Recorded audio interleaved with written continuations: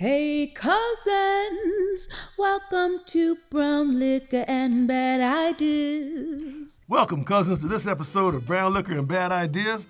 I'm your host, Cornell Wright, the People's Lobbyist. Join me today as we're going to talk about two topics, one short one and one a little bit longer. I think you'll enjoy it. Join me. Brown Liquor and Bad Ideas is intended for the participation of responsible adults of legal drinking age who wish to engage in substantive virtual discussions and social drinking for entertainment purposes only. Brown Liquor and Bad Ideas does not advocate the abuse of alcoholic beverages. Choosing to participate in any of the drinking activities shared in the program should be made with moderation and caution and is the sole responsibility of the user. So cousins, keep wearing your mask. I'm wearing mine. The Delta variant is still out there. You're supposed to take care of the little cousins now, as we know. They're starting to get COVID and bringing them in to their parents and grandparents. So everybody keep wearing your mask, get your vaccine. But let's get into today's show. Today I want to talk about two events. One that was kind of a natural event and how we responded to it. The other one was not a natural event, but how we should respond to that perhaps as well.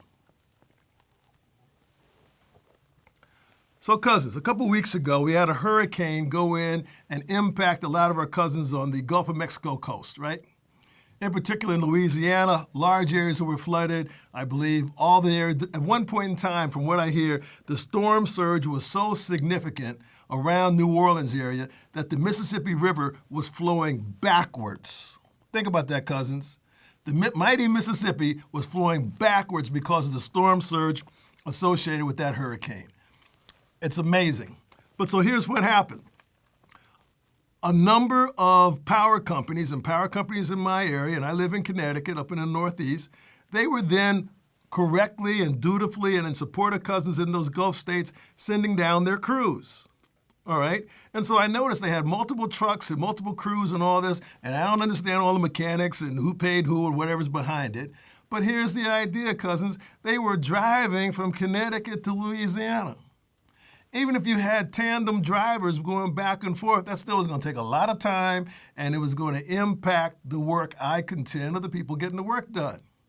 So the question is, cousins, I think that's a bad idea. How about instead, since we have National Guard units here in Connecticut, and there's National Guard units all over the country, they have transport planes. How about we put those same utility trucks on transport planes, and instead of days to get to Louisiana, they'll be there in a matter of hours, excited and ready to go. Because you got cousins who are going to be impacted by a couple days worth of work that those cousins coming from Connecticut and other companies from power companies could have helped them, right? I mean, I'm sure there's some money involved in that, but isn't it worthwhile to help those cousins down in Louisiana, the Gulf states, to get their power back quickly? Because I understand a lot of their infrastructure is taken care of, right? So, cousin, that's a bad idea coming from Brown Liquor and Bad Ideas. I'm sure they could work that out. The second topic for today, cousins, comes back to our favorite state of Texas with good cousins down there. Now, I'm sure you've all heard about the abortion laws and how they were just being changed in Texas.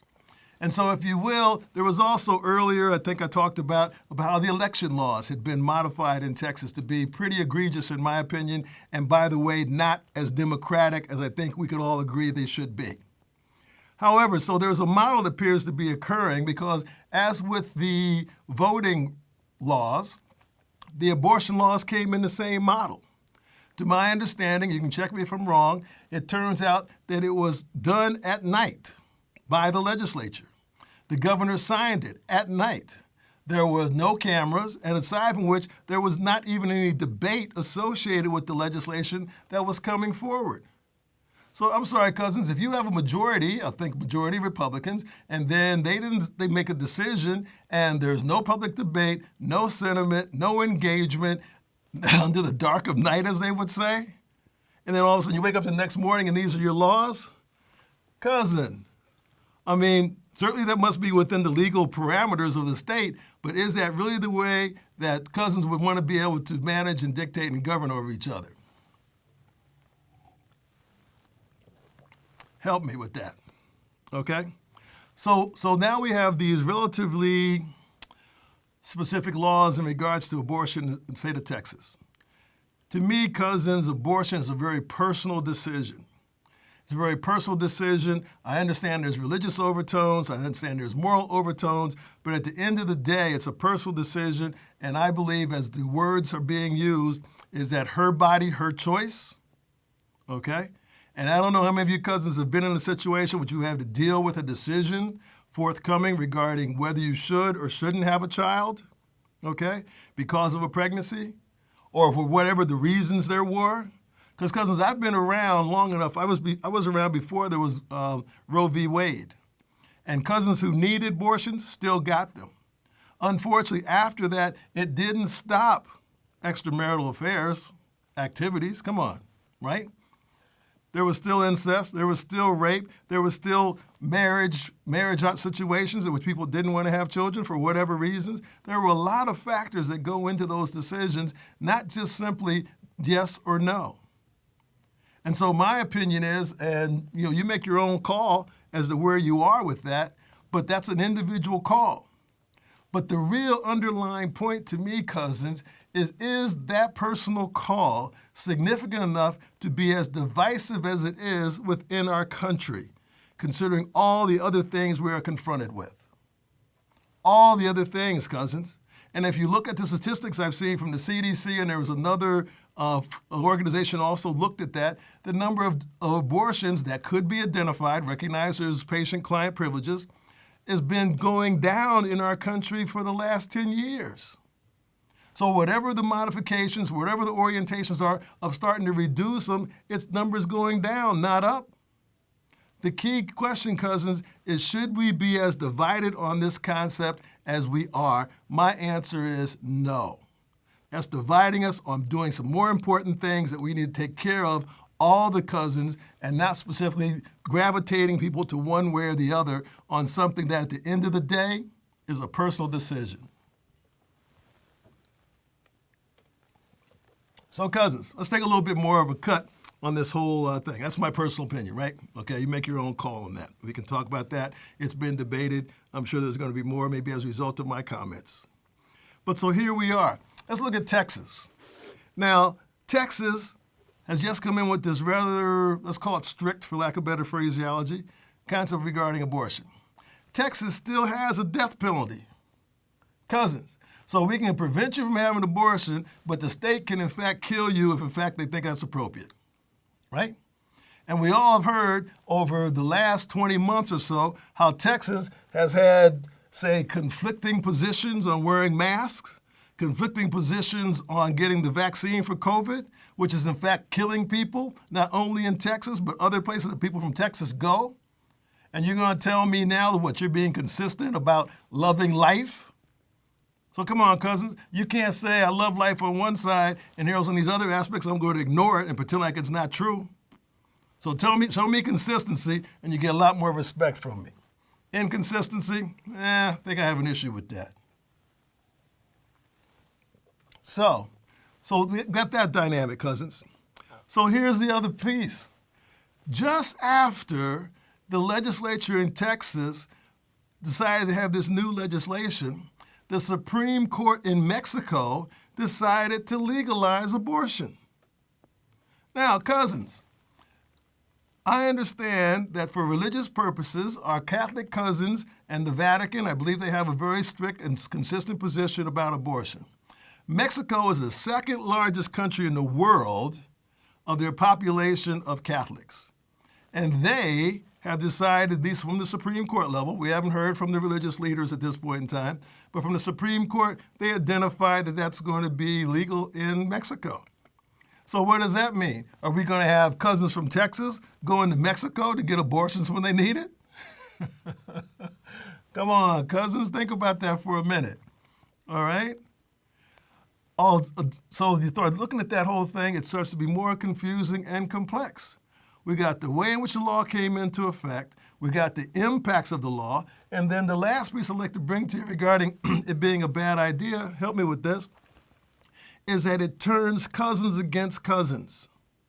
So that if I think you went to get an abortion, or you have a friend who drove you to get an abortion, I can then effectively sue you and get a reward for turning you in.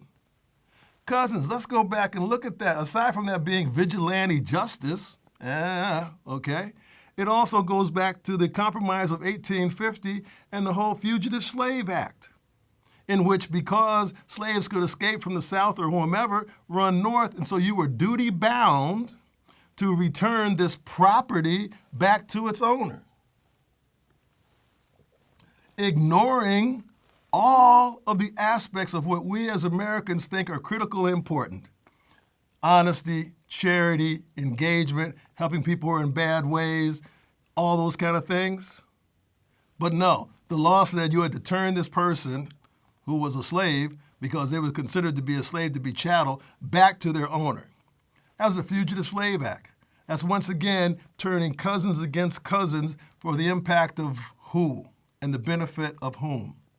You with me, cousins? I think that's a bad idea. So when you look at this whole thing, you start to wrap it up. My final point on this one is why it doesn't make any sense, is that if you have resources and you live in Texas, you are still going to be able to have an abortion if that's a decision you decide to make. You're going to be able to go to other states in the country. You're going to be able to go to Mexico. So who's going to be impacted by those children, perhaps who are unwanted for perhaps whatever that personal choice is of that person's reasons that they didn't want to have the child? It's going to be the poorer cousins in Texas. The poor cousins who are already, perhaps because you're poor in the country, you know if you're poor, you're struggling anyway, right? Anyone going to say that if you're poor, you're not struggling? Come on, you've never been poor, if that's your point. So, cousins, that's a bad idea. I strongly recommend the Texas legislature reconsider it. If they don't consider on their own volition, for the cousins to start to recognize that, hey, this is what the people are giving you, that you've elected. It's your opportunity to exercise your democratic rights, okay, within the constraints of the voting aspects as well in Texas. Decide there's something else you can do. Because if this continues to go through, of course, it's going to go eventually to the Supreme Court, and other states in the nation are going to follow this lead in order to see how far they can push the ball toward that direction. If you feel differently, yes. If you feel supported, yes. But let's have a dialogue and discussion in regards to that and see whose decision it should be and what role the government and or the individual and or religion and your personal relationship, to my opinion, with the person above, what carries weight. All right, cousin, you take care of yourself.